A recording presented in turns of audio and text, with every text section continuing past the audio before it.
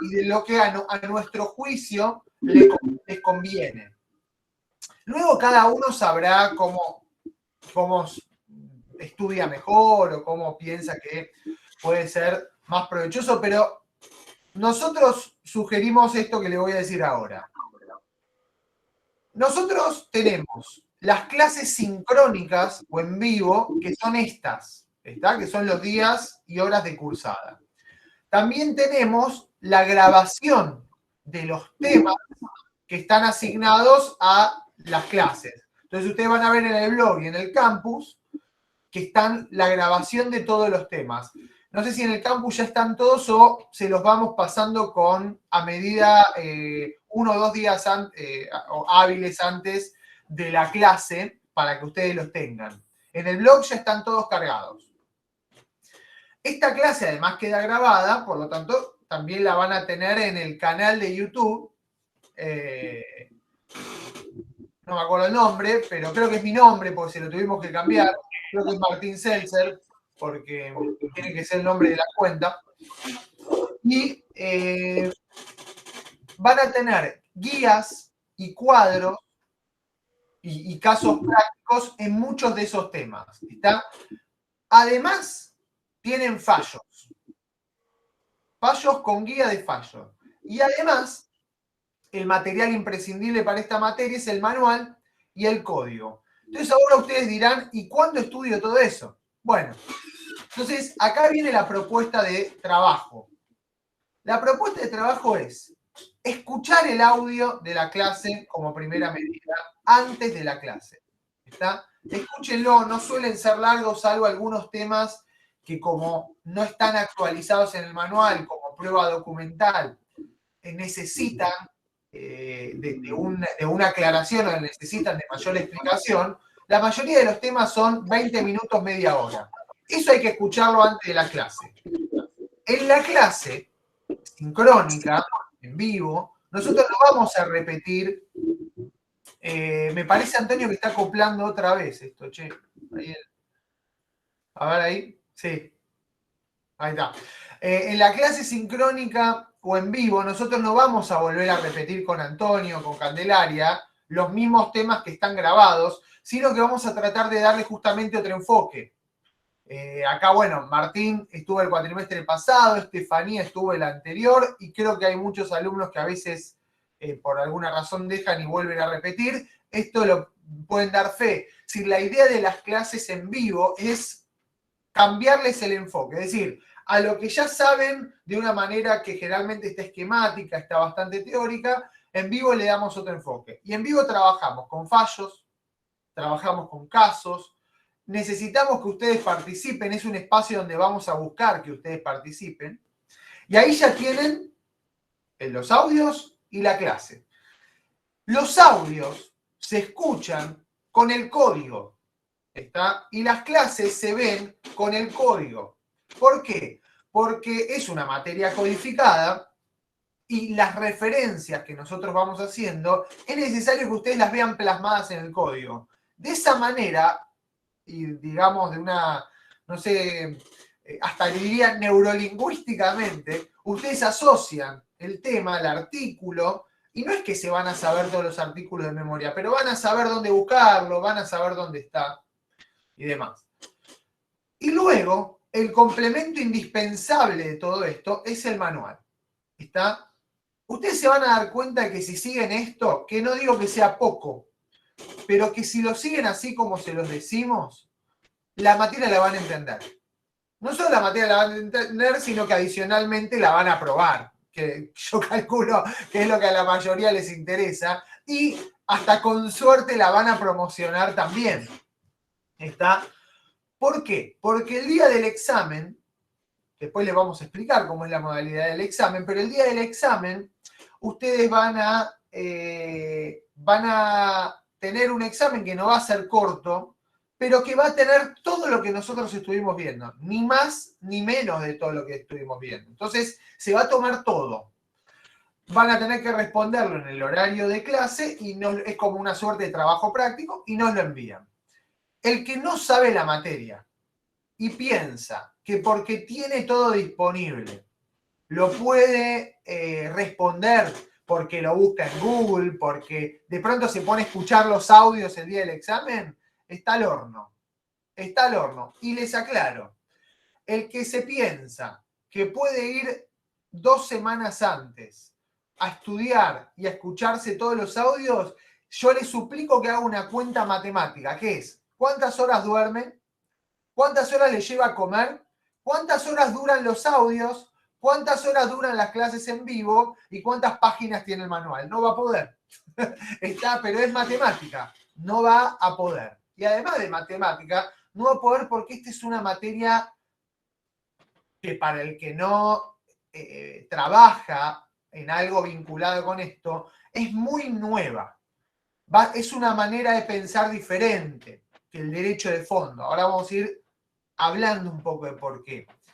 Es diferente porque tiene una lógica propia, tiene un vocabulario propio, y justamente esto de que es diferente hace que cuando no se nota esa diferencia, esto es un comentario al margen, se legisle mal en materia procesal, porque se confunde el derecho de fondo con el derecho procesal.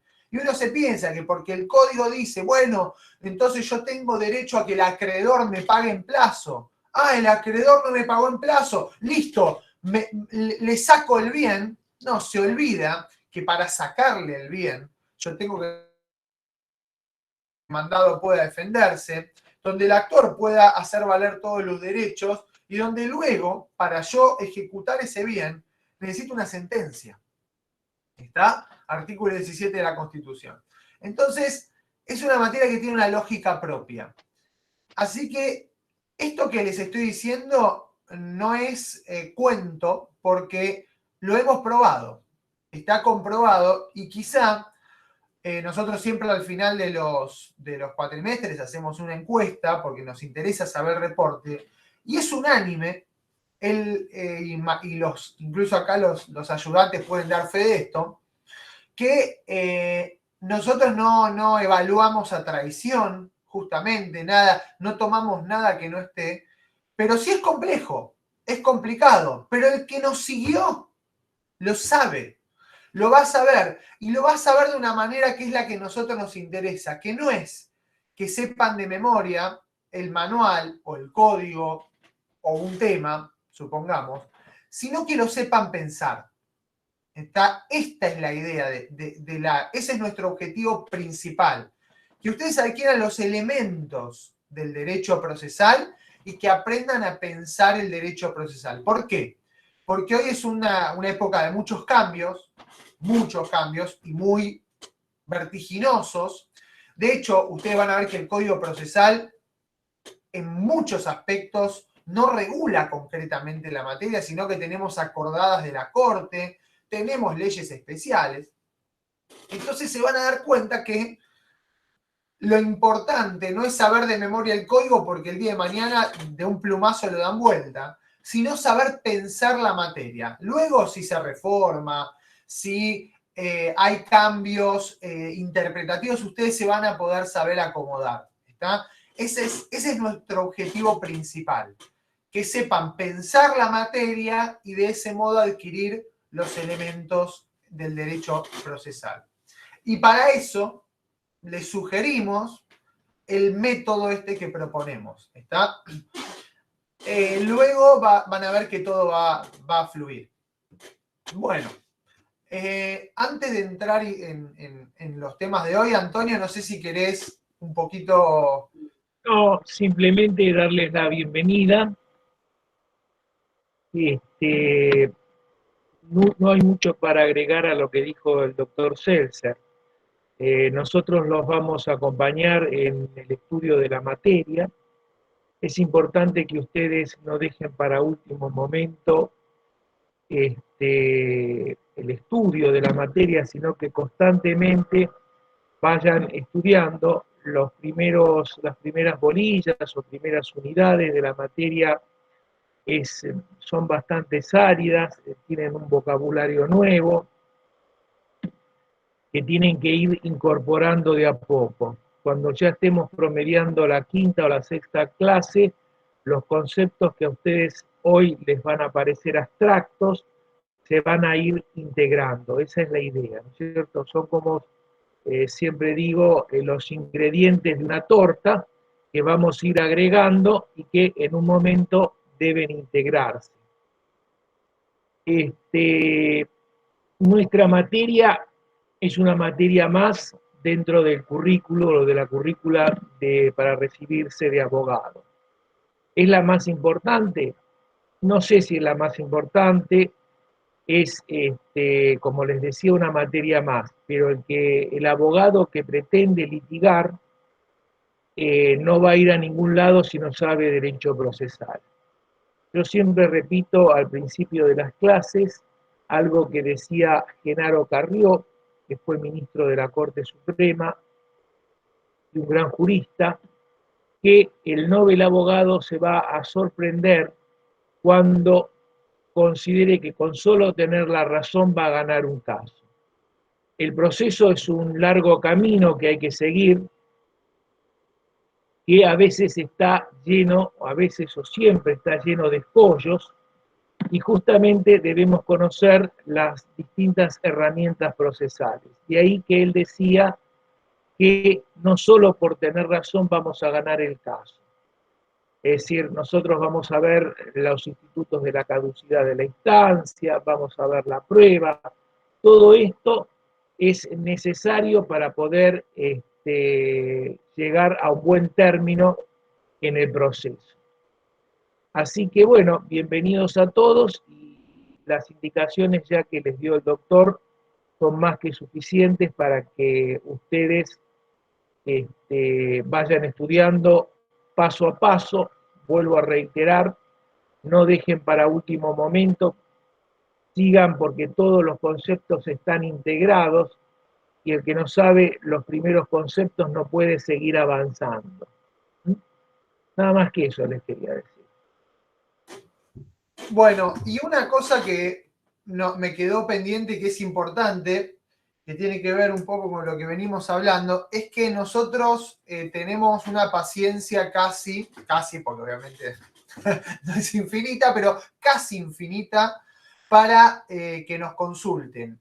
Y les digo más, todo esto que nosotros nos esforzamos, y ustedes esto lo deben saber por otras materias también, es también un incentivo para ustedes, porque si ustedes preguntan, quiere decir que alguna duda tienen. El que no tiene dudas en esta materia es porque no estudió o porque no la sabe.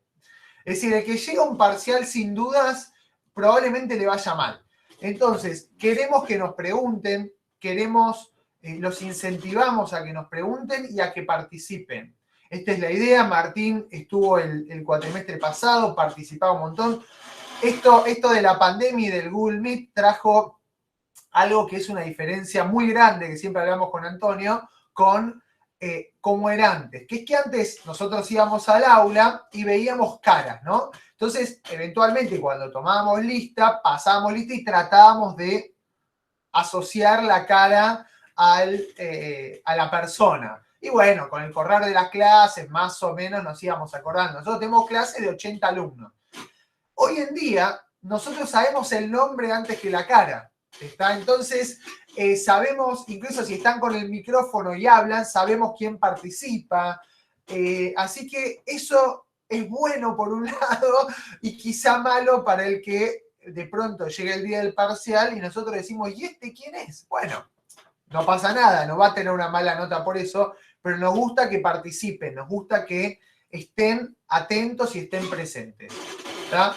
A nosotros, bueno, huelga decirlo y se van a dar cuenta, nos apasiona esta materia, nos apasiona además litigar, entonces incluso usamos las clases como un lugar donde vamos contando las cosas que nos van pasando, van a escuchar algunas palabras indecorosas no, pero algunas palabras no tan halagueñas contra jueces, eventualmente alguna no tan halagueña contra algún abogado, pero bueno, así es esta materia. Eso es lo interesante, que haya intercambio respetuoso, o sea, estaba cargando con esto de indecoroso, respetuoso de ideas y de criterios, ¿está? Bueno, ahora sí. Terminado la intro, bueno, después temas administrativos. ¿Están todos en el blog y en el campus. Pero obviamente cualquier duda, al final de la clase que tengan, me la preguntan y la evacúo. Está todo, están los parciales, está la modalidad, están los links, está el canal de YouTube, está todo. Así que cualquier cosa, les pedimos que lo lean, que es importante. Tómense 5 minutos para leer el blog o el campus, todo lo que son los objetivos y la modalidad de la cursada. Bueno, algo estuvimos adelantando, pero ¿qué es lo que vamos a ver este cuatrimestre para ustedes? ¿Qué es el derecho procesal? ¿Qué se les ocurre?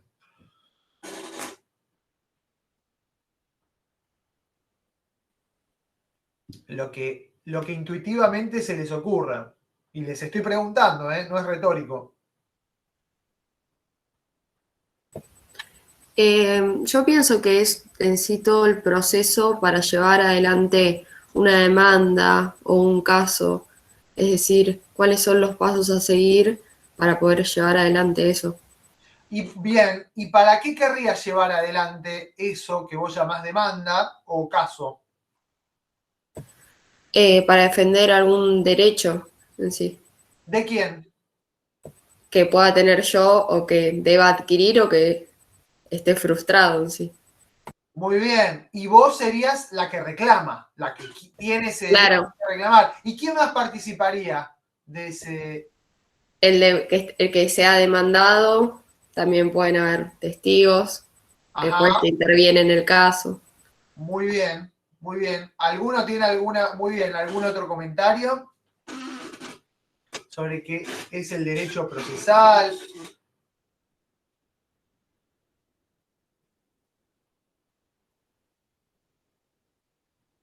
¿Para qué sirve? ¿Sería la forma en que se lleva a cabo el derecho de fondo? Ahí me gusta. A ver, vos estás distinguiendo, por ejemplo, tenés un derecho, ¿qué derecho podés tener? A cobrar algo, por ejemplo. Bueno, y para vos, ¿cómo entra el derecho procesal ahí? Y te da las herramientas y las formas para defenderte y poder reclamarlo. Muy bien, muy bien. Ahí está esta interacción entre el derecho de fondo, que es, nosotros llamamos derecho de fondo, derecho sustancial. Aclaramos que a veces le ponemos nombres para conceptualizar, utilizamos clasificaciones que son a los efectos justamente de comprender la materia, ¿está? Pero las clasificaciones nunca son tan absolutas. Vamos a encontrar normas procesales también en el derecho de fondo, pero conceptualmente el derecho de fondo es aquel decálogo, catálogo de derechos que tienen las personas. Para sí, contra un tercero, contra el Estado, o esos derechos que llamamos fundamentales, los habrán visto en elementos de derecho civil, en obligaciones, en comercial, en contratos, en reales, en familia. Son esos derechos, el catálogo de derechos que tenemos. Ahora bien,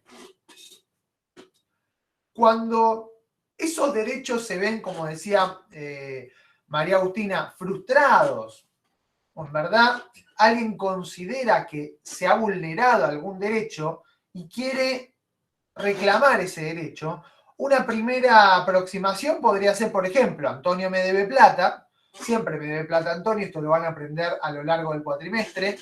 Antonio es un deudor empedernido mío y siempre pierde los juicios contra mí, además. O sea que, salvo cuando los ejemplos los da Antonio, ahí pierdo yo. Entonces, Antonio me debe plata. Antonio tiene unos libros hermosos ahí atrás. Entonces yo le digo, mira, Antonio, vos no me pagás a mí, yo voy a tu casa, te agarro los libros. Esto parece, digamos, mirá, no, pero parece de jardín de infantes. Esta es la esencia de la Constitución Nacional. Acá está la llave del derecho procesal. Antonio me debe algo, y yo le digo, Antonio, si no me pagas, voy a ir a tu casa a buscarte los libros. No puedo. No puedo. El derecho, nuestro derecho de fondo y constitucional prohíbe la autotutela. ¿Qué es esto de lo que llamamos comúnmente la justicia por mano propia? Salvo, porque nada es absoluto, muy contados supuestos. Por ejemplo, la defensa de la posesión, el código permite defenderla siempre que sea inmediatamente a que soy desposeído de una cosa, con herramientas proporcionales, con una respuesta idónea, o sea, tiene que ser muy, no es que alguien me roba o me quita un celular, entonces yo agarro una UCI que tenía guardada justo en ese momento y lo ametrallo, ¿está? Esto en los debates públicos muchas veces se propone incluso por algunos prominentes candidatos. Entonces, esto no es así. Se permite la autotutela en determinados momentos, en determinadas condiciones y con determinados requisitos. Incluso ustedes habrán escuchado hablar de la legítima defensa. Bueno, algunos sostienen que eso es una suerte de manera de autotutelar, es decir, antes que recibir un daño ilegítimo, yo me defiendo. En todos los demás casos, es decir, el 99% del derecho, yo necesito, no puedo autotutelarme. Entonces, frente al incumplimiento de Antonio, y si Antonio voluntariamente no cumple, yo voy a necesitar acudir a algo o a alguien o a algún organismo para que me ayude. ¿Está? Entonces acá vamos a ver que hay lo que llamamos la tríada, el trípode o los tres elementos fundamentales del derecho procesal. Los acabo de decir solapadamente. ¿Por qué? ¿El primero cuál es? El primero es, si Antonio no me paga, o no, ni siquiera si Antonio no me paga, si yo considero que un derecho mío ha sido vulnerado, tengo lo que se llama la acción. El derecho de acudir a las autoridades, el derecho de acción. Entonces el trípode está conformado por la acción, la jurisdicción y el proceso. Estos son los tres elementos que ahora voy a explicar así de una manera general. Entonces, yo ahí tengo un derecho de accionar.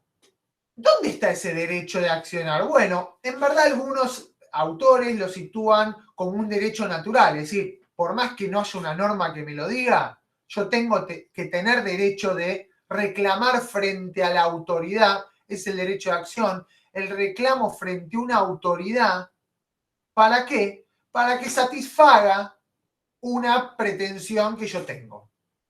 Una pretensión o puede ser también una petición, como veremos luego. Entonces, con este derecho yo puedo decir, tengo el derecho de acción. Hoy en día igualmente está en la Constitución Nacional, está en el preámbulo y está en el artículo 14 que establece el derecho de peticionar ante las autoridades. Y además deriva de el artículo 18 que establece la garantía del debido proceso y de la Convención Americana sobre Derechos Humanos, artículo 8.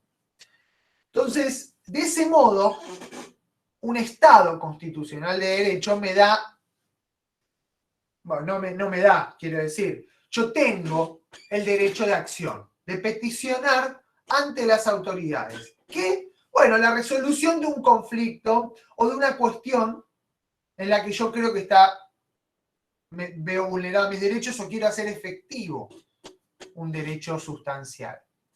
Ahora bien, este derecho de acción, me podría decir el Estado, sí, quédate tranquilo, anda al kiosco de la esquina y reclama el derecho de acción. Entonces usted me dirá, no, espere, autoridad, tiene que ser alguien que pueda solucionarme el conflicto que yo le planteo. Ahí es donde aparece la jurisdicción. La Constitución Nacional, en nuestro Estado de Derecho, los conflictos los soluciona, o al menos quien está encargado de solucionar los conflictos es quien posee la jurisdicción, que son los jueces. ¿tá? El poder encargado es el Poder Judicial, pero el Poder Judicial en sí no tiene la jurisdicción, la tiene cada uno de los jueces que integran el Poder Judicial.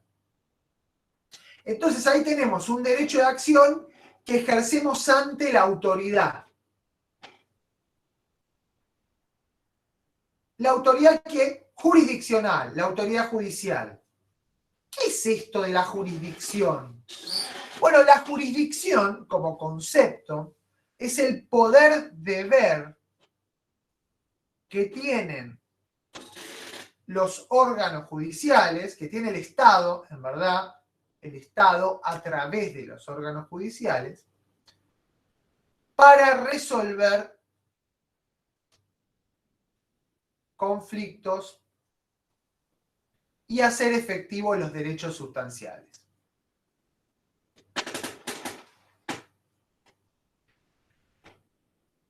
Acá yo mencioné poder y mencioné deber. ¿Por qué? Bueno, porque la jurisdicción es un poder en tanto cuenta con herramientas concretas para justamente llevar a cabo ese cometido de resolver conflictos, o si quieren, en un punto de vista mucho más pomposo, hacer justicia. ¿Cuáles son esos poderes? Bueno, primero tiene el poder de conocer en un conflicto. Por ejemplo, si Antonio quiere ejercer el derecho de acción contra Liliana Bustamante, ante Liliana Bustamante, como autoridad jurisdiccional, por un conflicto que tiene con Facundo Armoa, Liliana va a decir, sí, yo de mil amores, pero no tengo el poder de conocer. Y entonces Facundo, ¿qué va a decir? ¿Liliana? ¿Quién es? Yo. A mí con esto yo no tengo nada que ver. Que se arreglen Antonio y Liliana, porque Liliana no es nadie, no es jueza, no es árbitro, que después lo vamos a ver, porque el árbitro tiene estos poderes. Entonces, el órgano jurisdiccional tiene el poder de conocer el conflicto, tiene el poder de convocar al demandado al proceso, que tampoco es menor. En el derecho romano, en verdad en las primeras etapas del derecho romano, de las legislaciones, el pretor podía, vamos a decirlo de alguna manera, traer de los pelos al demandado porque era un deber, ¿no? Entonces, en el caso del conflicto que tienen Antonio y Facundo, el pretor podía traer a Facundo de los pelos al proceso. Bueno, hoy eso no está, pero sí el juez tiene el poder de convocar a la parte y de ese modo, si la parte no comparece, luego vamos a ver que va a tener algunas consecuencias. Puede no comparecer, pero vamos a ver que el no comparecer le trae acarreado consecuencias que generalmente son muy desfavorables. Estos conceptos que yo estoy diciendo, de conocer en el proceso, de convocar a las partes, de traer por la fuerza pública y sí a testigos, de producir la prueba y sobre todo los dos poderes principales que son el de dictar sentencia, es decir, resolver el conflicto con autoridad de cosa juzgada, y acá viene la madre de todas las batallas en la jurisdicción, que es el imperio, es decir, la coacción. No solo decide con autoridad de cosa juzgada, sino que también puede coactivamente hacer cumplir lo que decidió. Y acá está la esencia de los poderes del juez. De los que carece un árbitro, porque un árbitro, vamos a ver, las partes pueden designar un árbitro y que los pueda convocar, que pueda producir prueba, que pueda incluso resolver, dictar un laudo. Pero el árbitro no puede, como sí puede el juez, ejecutar coactivamente lo que decidió. Ese es un poder jurisdiccional por excelencia. Entonces, fíjense que ahí la jurisdicción es un poder porque justamente tiene el poder de resolver conflictos, que no lo tenemos el resto de los mortales. Tiene un poder incluso asignado constitucionalmente. Pero además del poder de resolver conflictos, también tiene el deber de resolverlo. ¿Por qué? Porque si yo le planteo a un juez un conflicto, el juez no puede decir, ay, no, yo estoy muy ocupado, prefiero dejarlo para otro momento, quédese tranquilo, que bueno, igual en algún momento le solucionaremos el conflicto. O, por ejemplo, llegar al momento de la sentencia y decir, esto está confuso, no, promueva un nuevo juicio porque yo no, esto está confuso, no lo veo claro. Lo que se llamaba ¿cómo se llamaba? Ahora se me fue. El non-liquid. Si el juez dicta una sentencia donde no resuelve, no lo ve claro, entonces no resuelve. Bueno, eso en nuestro derecho argentino no se puede hacer. En alguna etapa del derecho romano sí.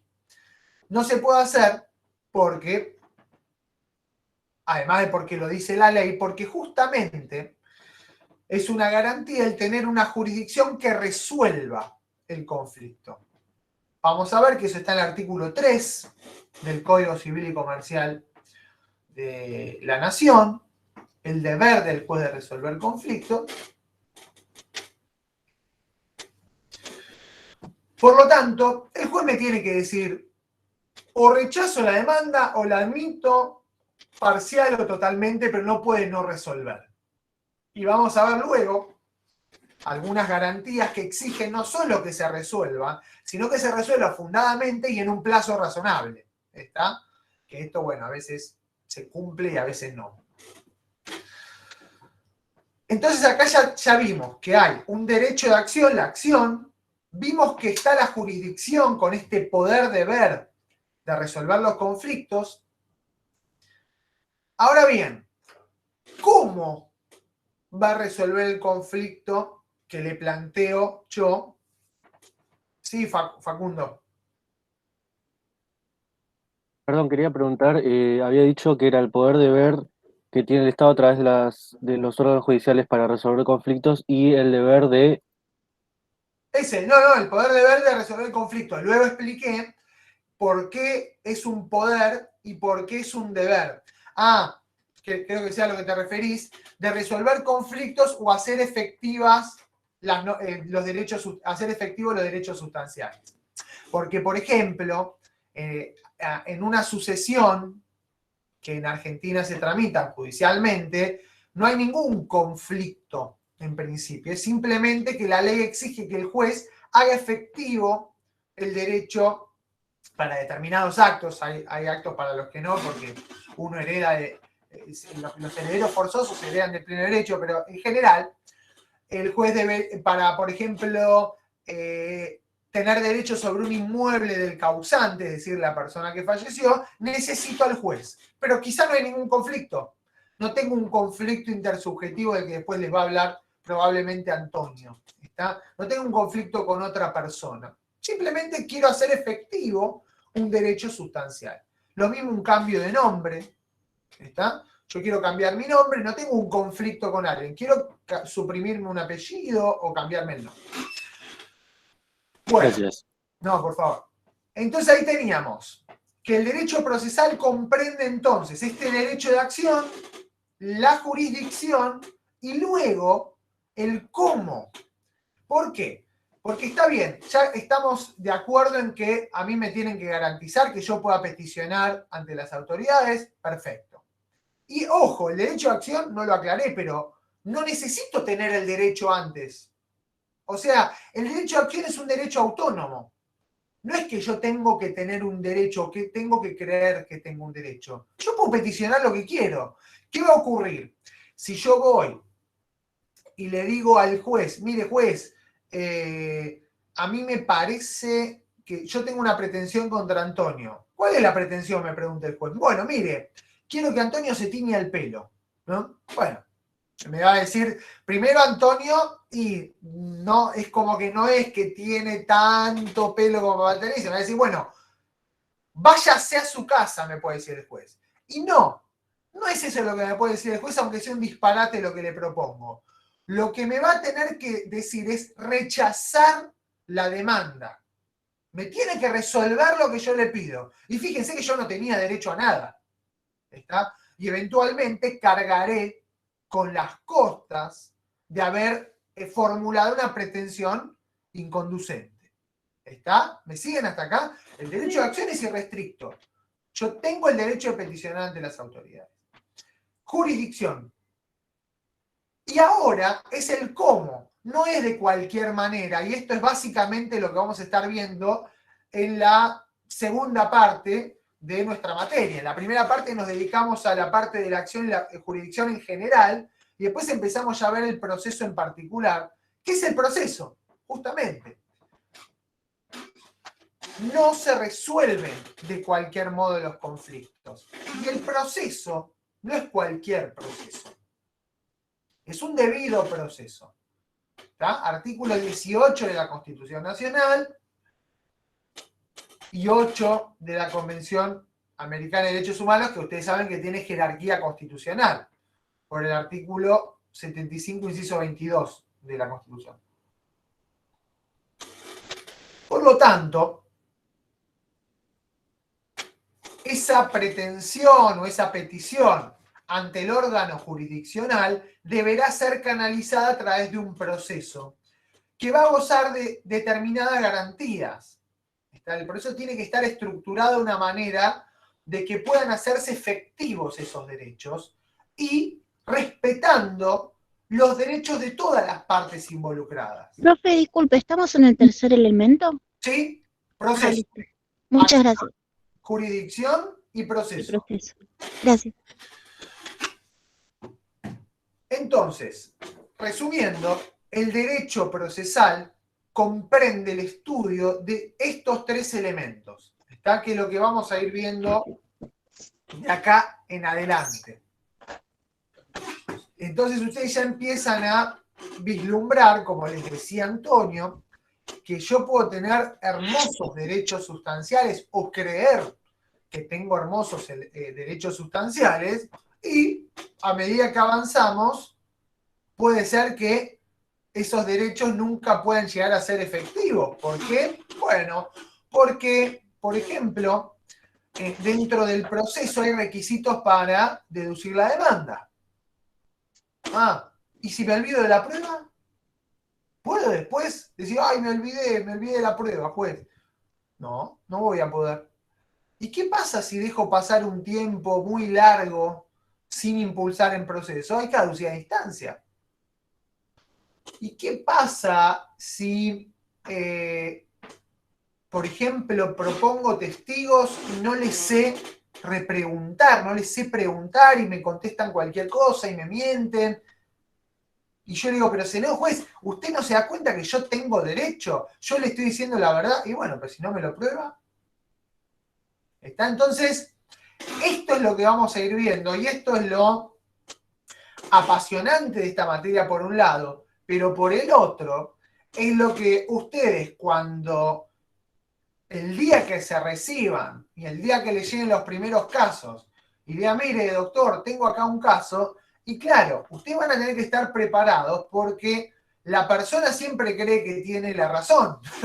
O cuando me dice, doctor, me llegó una demanda, esto es un disparate, pero ustedes lo tienen que defender. Lo tienen que defender en un proceso que va a tener todos los condimentos que vamos a ir viendo a lo largo de la materia. Entonces, acá vimos que comprende el derecho procesal. ¿Y por qué es tan particular el estudio del derecho procesal? No obedece a una lógica de la que ustedes vienen viendo del derecho de fondo.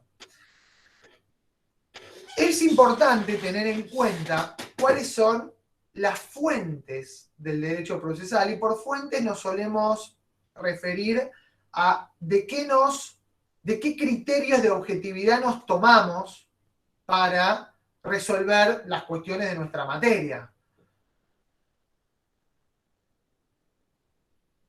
Entonces, la fuente primaria, ¿cuál sería?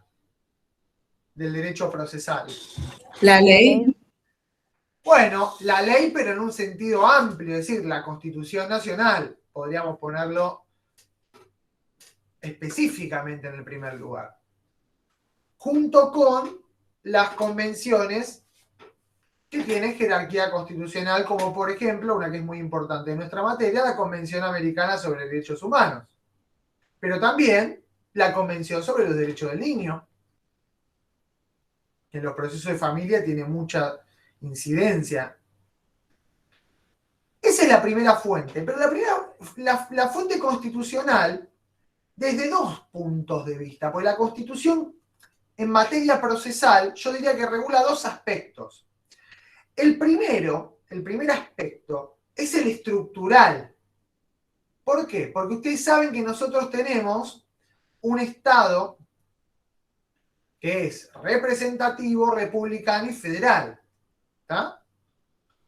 Lo representativo se asocia al carácter democrático del Estado. ¿Está? Una democracia que hoy en día, ya saben, no se limita al mero voto, sino a una participación más activa, pero en definitiva, carácter representativo refiere a lo democrático. ¿Tiene alguna incidencia en nuestra materia el carácter democrático del Estado de Derecho? Alguna. Esta es una materia que se basa principalmente en un poder, que es el Poder Judicial, que deriva justamente del sistema republicano, este es el segundo aspecto, cuyos integrantes no son elegidos directamente por el voto popular, que es un tema que está en permanente debate, no está resuelto, pero la Constitución hoy en día es clarísima, o sea, sin reforma constitucional esto no se podría llevar a cabo. Hubo una ley, en su momento, en el 2013, creo, que la Ley de Democratización de la Justicia, que la Corte declaró inconstitucional, que lo que preveía era la elección de los consejeros de la magistratura por el voto popular. Es debatible, la Corte lo declaró inconstitucional. Entonces, el carácter republicano hace que se le asigne la función de impartir justicia y de resolver los conflictos entre las personas al Poder Judicial, y no al Poder Ejecutivo ni al Poder Legislativo. ¿Tá? El Poder Judicial, encabezado ¿por quién? Por la Corte Suprema. Artículos 108, 116 y siguientes de la Constitución. Y luego integrado por los jueces inferiores.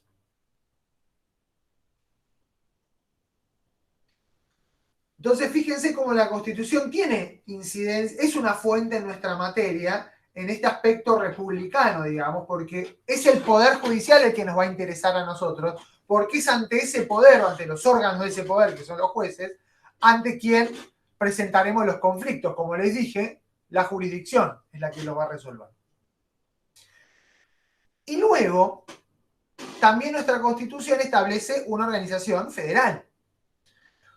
Y ustedes dirán, ¿qué tiene que ver con nuestra materia? Mucho tiene que ver. Primero, porque el carácter de la organización federal de nuestra Constitución, hay otras constituciones que se organizan diferente, pero la nuestra ha establecido que sean las propias provincias las que establezcan su poder judicial y su regulación procesal, es decir, las normas procesales. Entonces, si uno va a Córdoba, el proceso va a ser diferente y el Poder Judicial va a estar constituido de una manera diferente a Mendoza o a la provincia de Buenos Aires o a la Justicia Nacional con asiento en la Ciudad de Buenos Aires. Nosotros de esta manera nos vamos a guiar principalmente por la regulación nacional y federal porque es la que tenemos acá en la Ciudad de Buenos Aires. Siempre vamos a hacer también algunos paralelismos, algunos comentarios, pero principalmente nosotros nos guiamos por el Poder Judicial de la Nación y la normativa nacional procesal. Y además, el tema federal se vincula con que justamente el Poder Judicial de la Nación está encabezado por una Corte Suprema que justamente va a intervenir cuando haya conflictos entre, por ejemplo, una provincia y otra, entre un vecino de una provincia y otra provincia. ¿Por qué? Porque lo que quiso la Constitución es que haya en última instancia una cohesión. Que las provincias mantengan su autonomía, pero que en definitiva haya una suerte de cohesión, que no hayan, como los hubo antes de la Constitución de 1853/1860, que no hayan guerras entre las provincias, que haya una unidad nacional. ¿Está? Hoy en día hay guerras, pero por otros medios. Así que fíjense cómo es fuente del derecho procesal la Constitución desde ese aspecto, desde el punto de vista estructural. Luego incluso vamos a ver, por ejemplo, creo que la clase que viene, la competencia está íntimamente relacionada con esto. ¿Por qué es competente un juez federal y no un juez ordinario de una provincia? Bueno, lo vamos a ver. Pero también la Constitución es fuente, no solo desde lo estructural, sino desde los derechos y garantías que establece. Y esta es la parte esencial. La Constitución establece ciertos derechos y garantías que en materia procesal son fundamentales. Por ejemplo, ¿cuál es la madre de todas las garantías? La madre o el padre, ¿no? El progenitor. ¿Cuál es el progenitor de todas las garantías?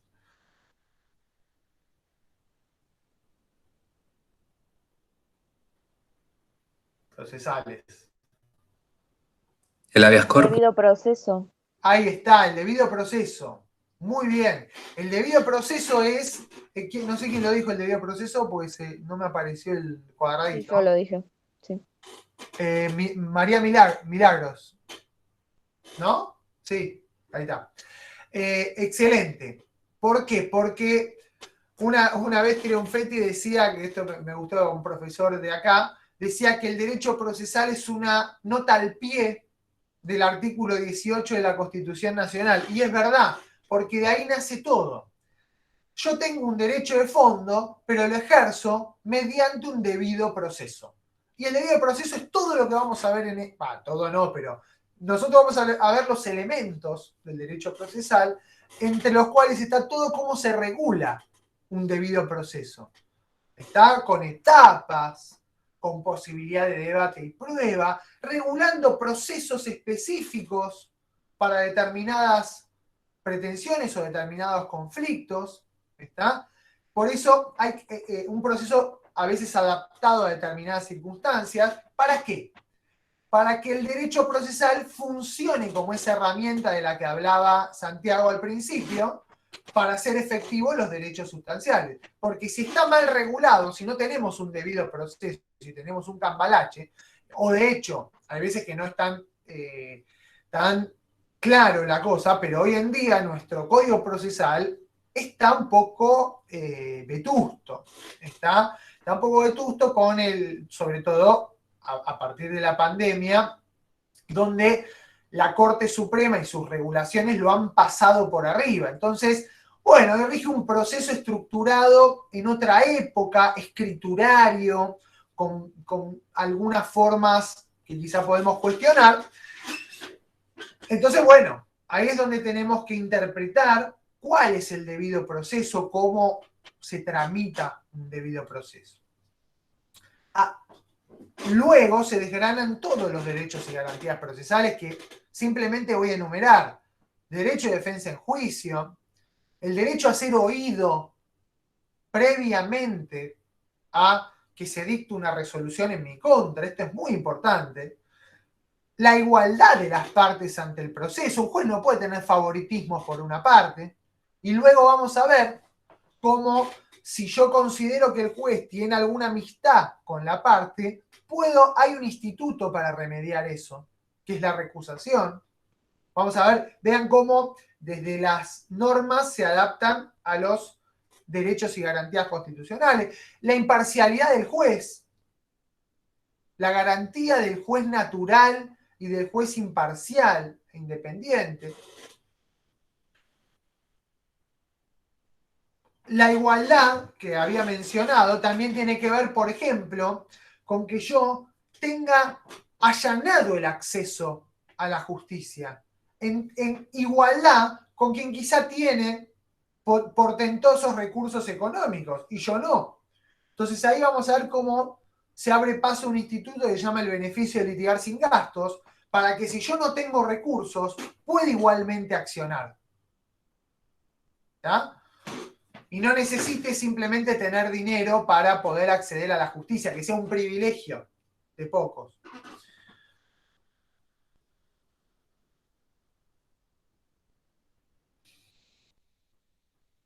Bien. Bueno, estas garantías después vamos a seguir viendo cómo se materializan en la práctica a través de los principios que vamos a ver, creo que la clase que viene, ¿no, Antonio? Sí, la clase que viene. Bueno, la segunda fuente luego de la Constitución, ahí sí ya es la ley en sentido estricto. Y en la ley, ¿qué ley usamos nosotros como cabecera? El Código Civil y Comercial. Bueno, el Código El Código Procesal. Procesal. Código Civil. Está bien, pero igualmente, Santiago, te voy a decir, el Código Procesal es la cabecera. Y es cabecera y además recuerden que el Código Procesal Nacional rige solo acá. Porque después van a haber códigos procesales de las provincias que rigen en cada provincia. Pero bien, Santiago, con lo del Código Civil Comercial, porque también hay normas que nos van a interesar en el proceso en el Código Civil y Comercial. Es un código que ha regulado mucho la materia procesal. Por ejemplo,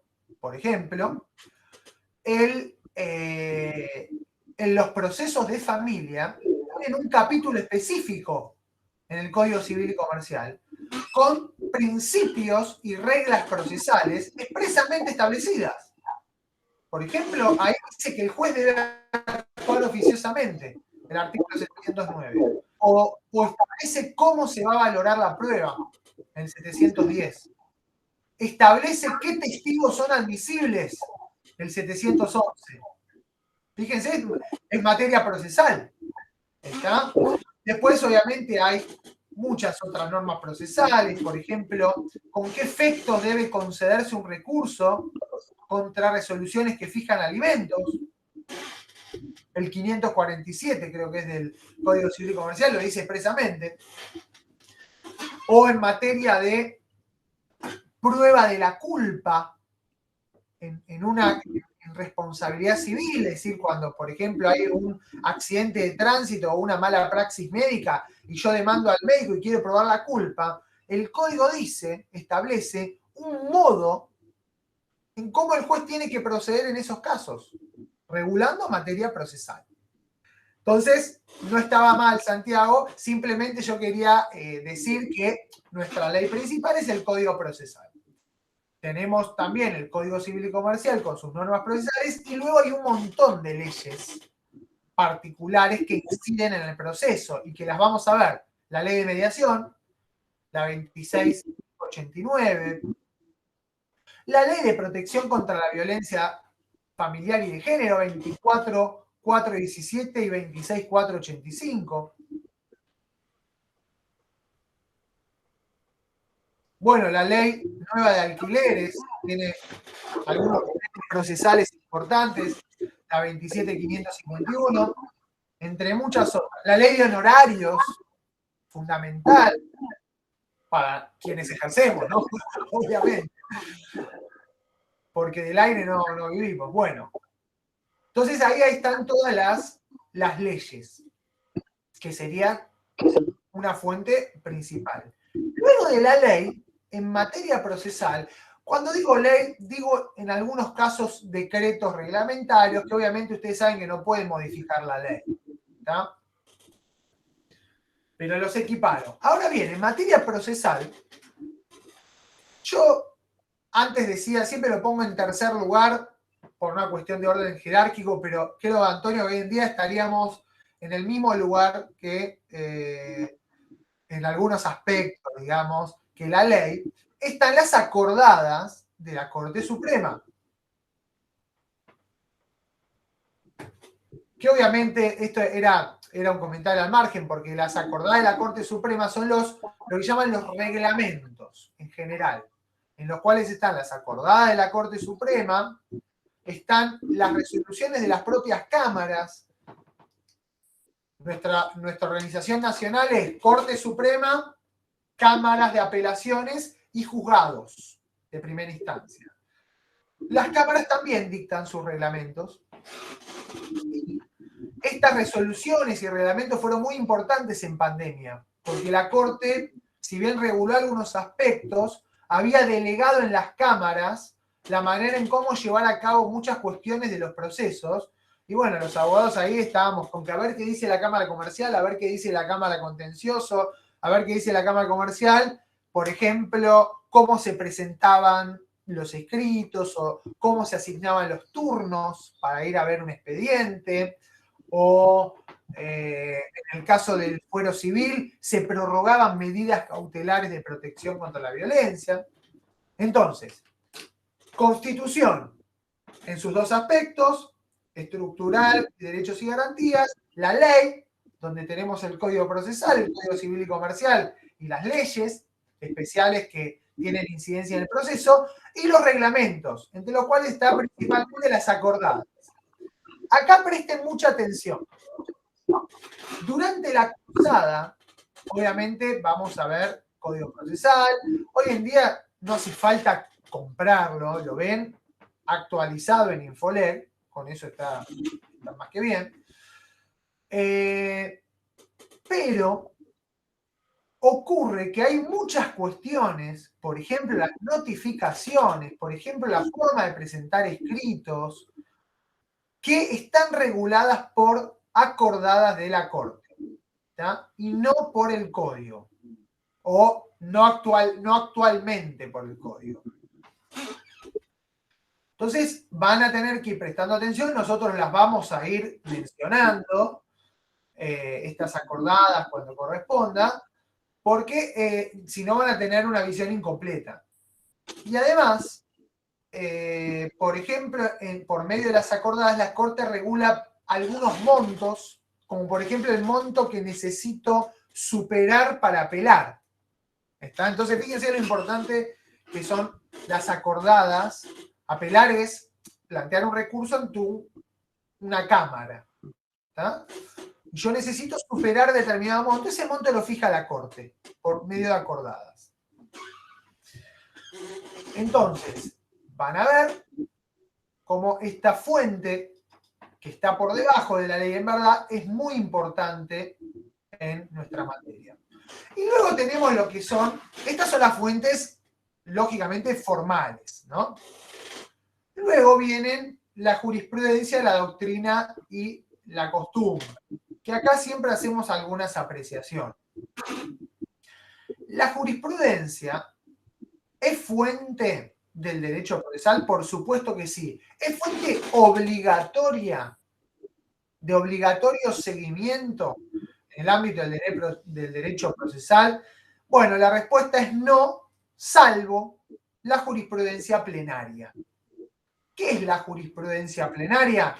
Son aquellos fallos que dicta una cámara de apelaciones en pleno, es decir, en reunión de todos sus miembros. Ese fallo va a ser obligatorio para la propia cámara y para los jueces inferiores a esa cámara. Por ejemplo, un fallo plenario de la Cámara Civil que dice la tasa de interés aplicable a las obligaciones es la tasa activa. Muy bien. Esa Cámara Civil y todos los jueces civiles van a tener que aplicar una tasa de interés activa de determinado banco.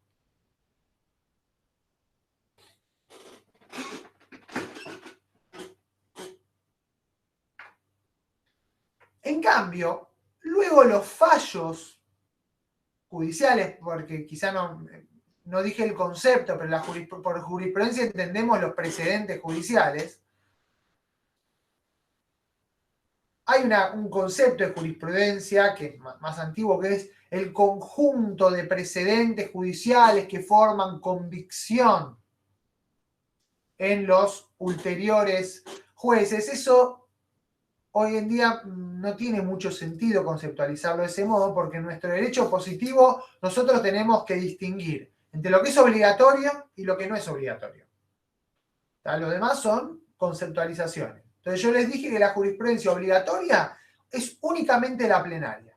Y ustedes me dirán, ¿y los fallos de la Corte no son obligatorios? Bueno, en principio no. Es decir, un juez no viola la ley si no sigue un fallo de la Corte Suprema. Pero la Corte Suprema se ha encargado de enfatizar, y yo considero saludable ese criterio, que en materia de interpretación de la Constitución y en materia federal, lo que dice la Corte y tiene que ser seguido para situaciones análogas por los jueces inferiores. Por una cuestión incluso de supremacía de la Constitución, siendo que la Corte es el último intérprete de la Constitución y el máximo intérprete. Pero, repito, esto en la práctica a veces no se ve, porque incluso las cámaras, hay plenarios de las cámaras que desoyen jurisprudencia de la Corte, o sea que bueno, es un criterio de la Corte que ha ido evolucionando a través del tiempo, desde un deber moral, decía la Corte, para que los jueces acaten lo que yo digo, hasta un deber ¿cómo es? Hasta, no un deber, pero sino una cuestión de supremacía en la interpretación de la Constitución. Pero siempre la Corte como que dijo, sigan mis precedentes a los jueces. La mayoría de los jueces lo siguen, algunos no. Y generalmente cuando no se sigue el precedente de la Corte, la misma Corte dice, bueno, al menos denme los fundamentos. ¿Por qué no lo siguen? Pero si a la pregunta de si es obligatoria o no, la respuesta es no. Tampoco son obligatorios, por supuesto, los demás fallos, que igualmente, y acá viene la aclaración final, que es la más importante, es fundamental la jurisprudencia como fuente del derecho. ¿Está? Porque no hay abogado que se precie no digo de buen abogado, sino de un abogado decente, que para ejercer su profesión o un juez para resolver, no tengan que consultar los criterios jurisprudenciales. Los criterios jurisprudenciales son formadores de opinión jurídica, de criterios jurídicos. Ese es el valor esencial que tiene la jurisprudencia. ¿Está? Y ahí está el peso que tiene la persuasión de esos precedentes para persuadir a los abogados o a los jueces al momento de resolver para que utilicen ese criterio, pero no es obligatorio. ¿Está? Pero es el derecho vivo, la jurisprudencia. Uno va a ir a litigar y no puede ir con la letra del código. Sí, eso es importante, pero tiene que conocer el listado de la jurisprudencia. ¿Qué dicen los jueces o los fallos en casos análogos? ¿Está? Es fundamental. Lo mismo pasa con la doctrina. La doctrina no es una fuente obligatoria. Pero ¿de dónde estudiamos todos? De los manuales, de los tratados. ¿Cómo a veces conocemos algunos temas? ¿Cómo conocemos ciertos debates? A través de la lectura de doctrina, de opiniones especializadas. ¿Está? Entonces, también es importante la doctrina en ese sentido, muy importante, pero no es obligatoria. ¿Está? Ahora, yo no conozco hoy día y desde hace mucho tiempo abogados, jueces, operadores jurídicos que no hayan accedido al conocimiento jurídico a través de la doctrina. Después uno salen las leyes, uno después ya puede interpretar las leyes por sí mismo, puede conocer legislación extranjera, puede hacer propuestas legislativas, pero principalmente se trata de leer lo que otros especializados escriben y luego de tratar de ir mejorando incluso ese conocimiento a través de nuevas opiniones, pero en concreto no es obligatorio. Con la costumbre pasa algo justamente de la práctica, de la costumbre, que acá la costumbre no es obligatoria, pero como dice siempre Antonio, está el libreto de cada juez, ¿no? Entonces, La costumbre, definida conceptualmente como aquellos actos, aquella conducta repetida en el tiempo y con carácter de obligatoriedad, no se da en el derecho procesal de una manera legal. ¿Por qué? Porque la costumbre o está en conformidad con la ley o es ilegal. Entonces, no rige. Si la costumbre está de conformidad con la ley, lo que suelen decir todos es, bueno, esa fuente es la ley, no es la costumbre. Pero ocurre que, cuestiones de la práctica, digamos, que cuando uno va a un juzgado y le dice, bueno, mire, yo le voy a, hoy en día con el tema de la pandemia, bueno, yo le voy a mandar el oficio para que usted al juzgado le digo, yo le mando un oficio y usted lo manda. Se lo estoy explicando así de grosso modo. Y digo, bueno, no. Acá por mail no. Acá mándelo por el sistema. Entonces uno dice, ¿dónde está eso? Bueno, esa es la costumbre. ¿Está? Esa es la costumbre. De hecho, una vez buscando un fallo de no sé qué cosa, no me acuerdo qué, encontré un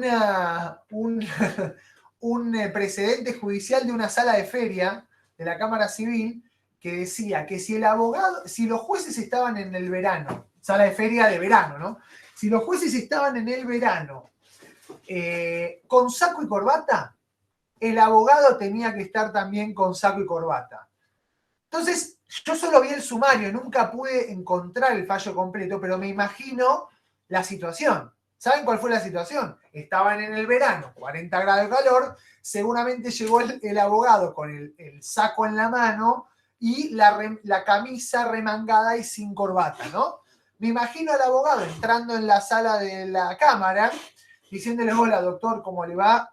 Y los camaristas mirándolo y le dicen, pero perdón, ¿usted la corbata y el saco?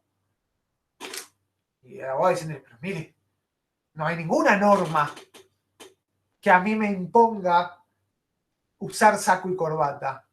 No hay ninguna norma que lo diga. Estoy vestido, no estoy desnudo.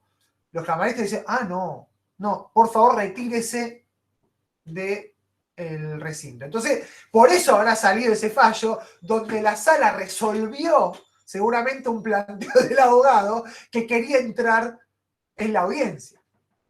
Entonces, fíjense, no hay ni hubo jamás ninguna norma de etiqueta en tribunales. Pero miren lo que resolvió la Cámara. Y hasta hace 10 años a nadie se le ocurría ir a una audiencia o ir a un tribunal sin saco y corbata. ¿Está? Eso es costumbre. Entonces yo les vuelvo a repetir, ¿la costumbre es obligatoria? No. Y si la costumbre está de conformidad con la ley, podríamos decir que la fuente es la ley. Pero vamos a ir viendo con Antonio a lo largo de todo el curso que hay costumbres que son como las brujas, ¿está? Que no existen, pero que las hay. Claro, ahí dice, hoy van en Crocs. No, bueno, sí, claramente, o las audiencias en Zoom, yo les confieso, me pongo una camisa y hasta ahí nomás, ¿está? Pero bueno, no es que esté bien, no es que esté mal, es simplemente que ustedes sepan que vamos a ir viendo a lo largo del curso que esto puede ocurrir y estas costumbres de tribunales no son ley, no son formalmente obligatorias, pero que existen, ¿está? Esa es la idea que tenemos con Antonio. Bueno, Antonio, creo que por hoy está... Sí, nada más. No, yo quería acotar, me acordaba, claro, yo soy el más viejo, ¿no? Pero en mi época, cuando se daban los exámenes en la facultad, los exámenes finales, los varones teníamos que concurrir con saco y corbata a dar examen. Estás hablando, Antonio, de más o menos el 1850, ¿no?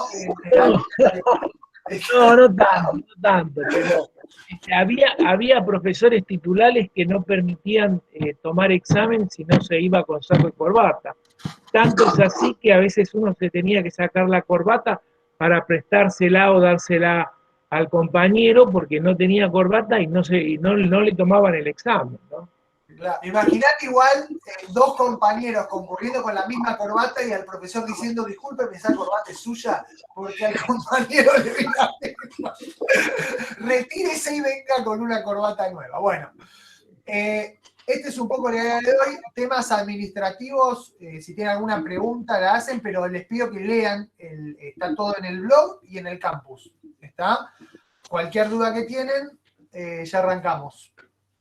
Nos vemos. Profesor, ¿te Sí. puedo hacer una consulta? Sí, Agustina. Con respecto a la bibliografía que decían 3 manuales obligatorios y después te recomendaban otros.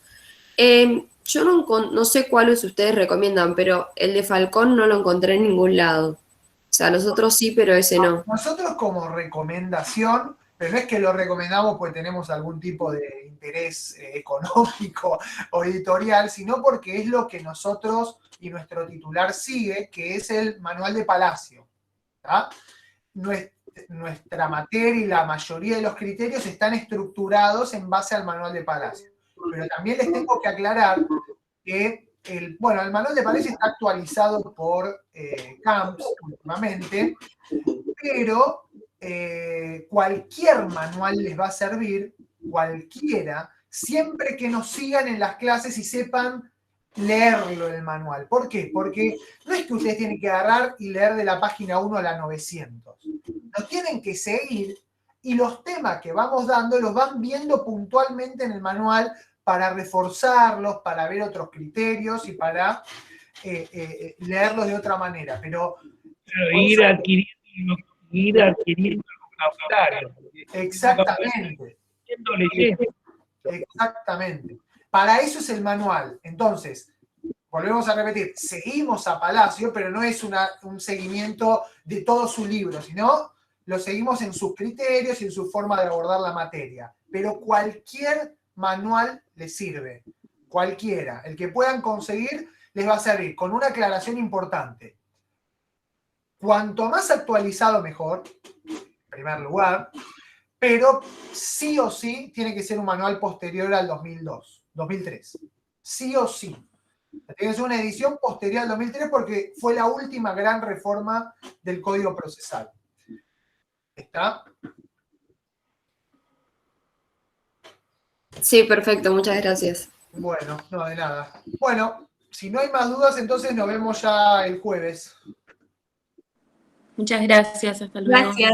Gracias, Adiós. profe. Hasta luego. Muchas gracias, hasta luego. Gracias. Gracias, profe. Chao. Hasta luego.